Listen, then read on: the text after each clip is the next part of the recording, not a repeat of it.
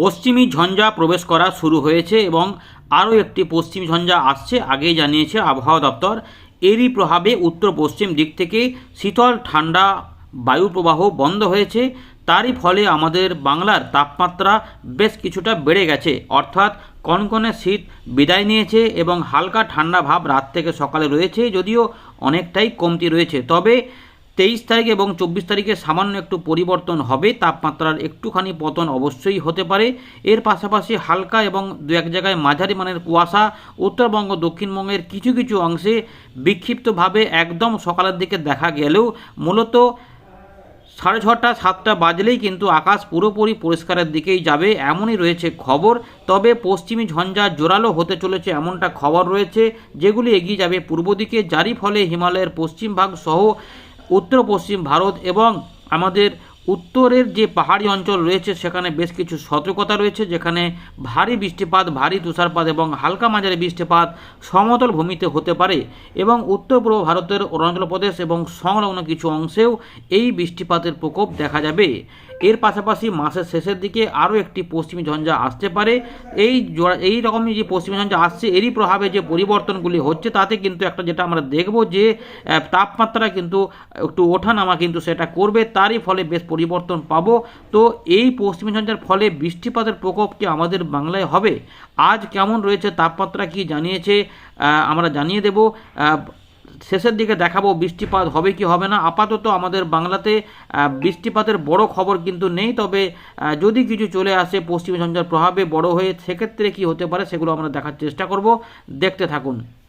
আমরা এখন দেখে নেব যে 21 তারিখ সকালবেলায় মিনিমাম টেম্পারেচার কোথায় গিয়ে দাঁড়ালো। আমরা দেখতে পাচ্ছি বেশ কিছু কিন্তু তাপমাত্রা ঊর্ধ্বমুখী প্রভাব দেখা গেছে। আসানসোলের দিকে 13.5 হয়ে গেছে, অর্থাৎ অনেকটা উঠেছে। আসানসোলের অশোকনগরের দিকে 13.5, বহরমপুরের দিকেও 13.2, বাঁকুড়ার দিকেও 13.9 পৌঁছে গেছে, বিষ্ণুপুর 13.9, পূর্ব বর্ধমানে 14.2 উঠে পড়েছে। এর পাশাপাশি আমরা দেখতে পাচ্ছি কোচবিহারও 10.8 উঠেছে, অর্থাৎ তাপমাত্রা বেশ কিছুটা যে উঠেছে সেটা কিন্তু যেমনটা বলা হয়েছিল সেরকমই কিন্তু এই মুহূর্তে লক্ষ্য করা যাচ্ছে।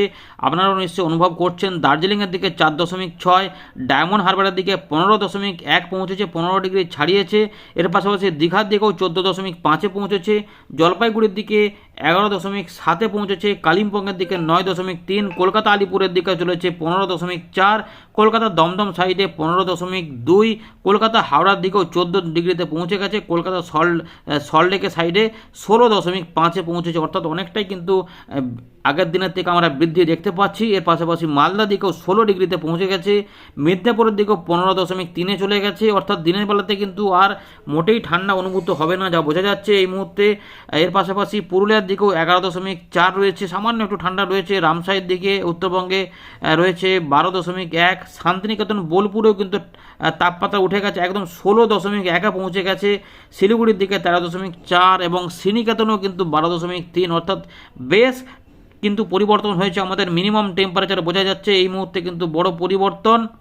এবার একবার দেখে নেব 21 তারিখ সকালবেলায় দেওয়া ভারতীয় মৌসুম ভবনের গুরুত্বপূর্ণ আপডেট, যেখানে আমরা দেখতে পাচ্ছি যেহেতু পশ্চিমী ঝঞ্ঝা প্রবেশ করেছে এবং আরেকটি পশ্চিমী ঝঞ্ঝা 21 তারিখ থেকেই কিন্তু এফেক্ট দেখাতে, রাত থেকেই দেখাতে শুরু করবে, সেটা 22 এবং 23 তারিখে যার প্রভাব ইতিমধ্যে হবে, তার জন্যই কিন্তু এইখানে কাশ্মীর ভ্যালি এবং তার পাশাপাশি হিমাচল প্রদেশ উত্তরাখণ্ডে ভারী বৃষ্টিপাত কিন্তু দেখা যাবে এই সময়কালের মধ্যে। এবং এর পাশাপাশি যেটা আমাদের এই মুহূর্তে যেটা বলবো যে বিক্ষিপ্তভাবে কিছু বৃষ্টিপাত দেখা যাবে, বজ্রবিদ্যুৎ অ্যাক্টিভিটি দেখা যাবে ওই পাঞ্জাব, হরিয়ানা, চণ্ডীগড় এই যে জায়গাগুলোতে, রাজস্থানের পশ্চিম ভাগ, পশ্চিম উত্তরপ্রদেশ, পূর্ব উত্তরপ্রদেশ এবং এই জায়গাগুলোতে দেখা যাবে। এর পাশাপাশি তামিলনাড়ু, পুদুচেরি, কারাইকালের দিকে 24 জানুয়ারি কিছু বজ্রবিদ্যুৎ অ্যাক্টিভিটি হতে পারে। সুতরাং পশ্চিমী ঝঞ্ঝার প্রকোপের ফলে ভারী বৃষ্টিপাত 22 এবং 23 তারিখে হিমাচল প্রদেশ, উত্তরাখণ্ড সহ কাশ্মীর ভ্যালিতে হবে এবং বাকি জায়গাতে কিন্তু দমকা ঝোড়ো হাওয়া 30 থেকে 50 কিলোমিটার গতিবেগে ওই অংশগুলিতে বইতে পারে। আপনাদের ওয়েদার সিস্টেমটা একটু দেখিয়ে দিই। বর্তমান ওয়েদার সিস্টেম এই মুহূর্তে পশ্চিমী ঝঞ্ঝার প্রকোপ দেখা যাচ্ছে, পাশাপাশি উত্তর পশ্চিম উত্তরপ্রদেশ এবং সংলগ্ন এলাকাতে ঘূর্ণাবর্ত অবস্থান করছে। ফ্রেশ পশ্চিমী ঝঞ্ঝা ইতিমধ্যে প্রবেশ করার পরিক্রমা দেখা যাচ্ছে এখানেও ব্যাপারটা, তাই এখানে বলা রয়েছে দক্ষিণ পূর্ব বঙ্গোপসাগর সংলগ্ন এলাকাতে একটি ঘূর্ণাবর্ত কাজ করছে, আর উত্তর পূর্ব আসাম এবং সংলগ্ন এলাকাতে আরেকটি ঘূর্ণাবর্ত কাজ করছে। এগুলোই রয়েছে ওয়েদার সিস্টেম। দেখুন সতর্কতা কিন্তু খুব বড় আকারে কিছু নেই, কিন্তু 22 তারিখ থেকে সতর্কতা অবশ্যই থাকবে, যেগুলো উত্তর পশ্চিম ভারতের এই অংশগুলিতে এবং আমাদের কাশ্মীরের কাছাকাছি কিছু অংশে কিন্তু এখানে এগুলো দেখুন হলুদ সতর্কতা আকারে এগুলো তো রয়েছে।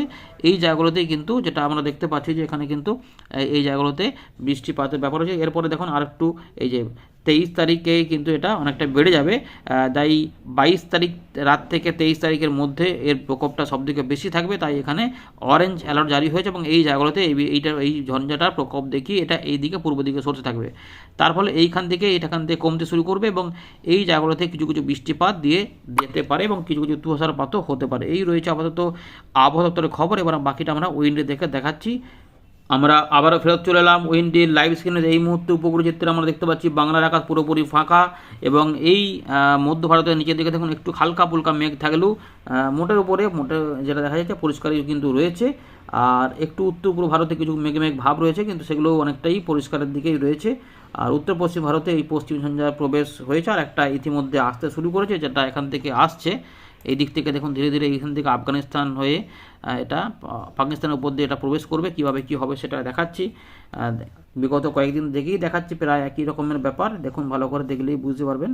ওই যে দেখতেই পাচ্ছেন যে একটা ঝঞ্ঝা আস্তে আস্তে প্রবেশ করা শুরু হচ্ছে, যেটা 22 তারিখ থেকেই প্রকোপ দেখাবে পাকিস্তান হয়ে। এটা আমাদের 23 থেকে 24 তারিখের মধ্যে এটা জোরালো হয়ে যাবে, যেটা আমাদের এই হিমালয়ের পশ্চিম ভাগ থেকে রাজস্থান এই দিক দিয়ে হয়ে পাঞ্জাব হরিয়ানা হয়ে উত্তরাখণ্ড এবং হিমাচল প্রদেশ এই উপর দিয়ে এটা আস্তে আস্তে কিছুটা এই উত্তরপ্রদেশের পশ্চিম ভাগ এবং কিছু কিছু পূর্ব ভাগ এবং রাজস্থানের একটু অল্প স্বল্প জায়গাকে কভার করে এটা কিন্তু আস্তে আস্তে 24 তারিখ থেকে 25-এর মধ্যে কিন্তু এটা সরে যাবে। এই যে সরে যাবে এর ফলে এই জায়গাতে একটু মেঘ তৈরি হবে। এই জায়গাতে সিকিম ভুটান তো পাবেই, নেপাল হবে, কিন্তু আমাদের দার্জিলিং কালিম্পং সাইডেও কিছু হতে পারে। এখানে একটু ঝাপসা আকাশ তৈরি করতে পারে আর হবে এটা অরুণাচল প্রদেশে কিছুটা যাবে, যেটা 25 তারিখ থেকে 26 তারিখের মধ্যে। এটা হয়ে গেল। এরপর আরেকটি পশ্চিমী ঝঞ্ঝা প্রবেশ হবে, যেটা 26 থেকে 27 তারিখের মধ্যে সম্ভবত, এবং এটাও বৃষ্টিপাত নিয়েই যাবে। এইটা উত্তরপ্রদেশ সামান্য একটু বিহারের দিকে প্রবেশ করতে পারে সামান্য, কিন্তু তারপরে মোটামুটি উপর দিয়ে আবার যেমন আগেরটা গেল সেরকমভাবেই চলে যাবে। এরপরে ঝঞ্ঝাগুলি ব্যাকের পর এক ঝঞ্ঝা রয়েছে। আমরা 4 তারিখ পর্যন্ত আপডেট পাচ্ছি। 3, 2, 3, 4 কিন্তু ফাঁকা থাকবে। এরপর 4 তারিখের দিকে আরেকটি ঝঞ্ঝা প্রবেশ করার সম্ভাবনা রয়েছে, কিন্তু এগুলোর একটাও কিন্তু আমরা দেখতে পাচ্ছি যে আমাদের দক্ষিণ বাংলায় কিন্তু প্রকোপ দেখাবে না। চলুন আমরা যে আপডেটটা পেয়েছি 4 তারিখের দিকে দেখতে একটু কুয়াশা হবে। আমাদের সর্বনিম্ন তাপমাত্রা এই সময়কালে ফেব্রুয়ারি মাসের 4 তারিখের দিকে 15 থেকে 17, 14 থেকে 17, 14 মুর্শিদাবাদ দিকে 14 ডিগ্রি এবং বীরভূমের দিকে, বাকি এই দিক থেকে মোটামুটি 15 থেকে 17-এর মধ্যে থাকবে। বাংলাদেশ এগুলোতে 15 থেকে 17। উত্তরবঙ্গের জেলাগুলিতে যেটা হবে এই 10, 11, 12-র মধ্যে ঘোরাফেরা করবে। বুঝতে পেরেছেন? এটা হচ্ছে যে 4 তারিখের দিকে 10, 11, 12। যদি 2 তারিখের দিকে যাই তাহলে উত্তরবঙ্গে কিছু একটু মেঘ পরিস্থিতি হতে পারে ওই ঝঞ্ঝাগুলো যাওয়ার জন্য। এতটা এলাকাতে একটু বৃষ্টির মতো করে হালকা করে কোথাও নেমেও যেতে পারে। এরকম করে দেখুন এই যে বৃষ্টিপাত যাবে, কিন্তু বড় আকারে কিছু হবে না। এই সময়কালে তাপমাত্রা একটু ঊর্ধ্বমুখী প্রভাব থাকে 15 থেকে 16-র মধ্যে, যেটা আমরা কিছুদিন আগে বলেছিলাম যে ফেব্রুয়ারি মাসের 1, 2, 3 বেশ জোরালো ঠান্ডা হতে পারে, কিন্তু এই মুহূর্তে ঝঞ্ঝাগুলি আরও বেড়ে যাওয়ার ফলে যেটা বোঝা যাচ্ছে যে তাপমাত্রা কিন্তু অতটা নামবে না। তবে 10 থেকে 14-র মধ্যে তাপমাত্রা থাকার সম্ভাবনা কিন্তু এই অংশে রয়েছে ফেব্রুয়ারি মাসের 1, 2, 3-এর মধ্যে। এরপরে এখন যে ব্যাপারটা রয়েছে আমরা দেখে নিচ্ছি যে বৃহস্পতিবার কিন্তু দেখুন যে বৃহস্পতিবার যে তাপমাত্রা থাকবে 11 থেকে হয়তো একটু উঠে 17-এর মধ্যে। দেখুন ভালো করে 11, 12, 13, 14, 15, 16, 17 অনেকটাই বিভিন্ন জায়গাতে ফারাক থাকবে। বুঝতে পেরেছেন? এরপরে সরস্বতী পূজার দিনে আমরা যাব।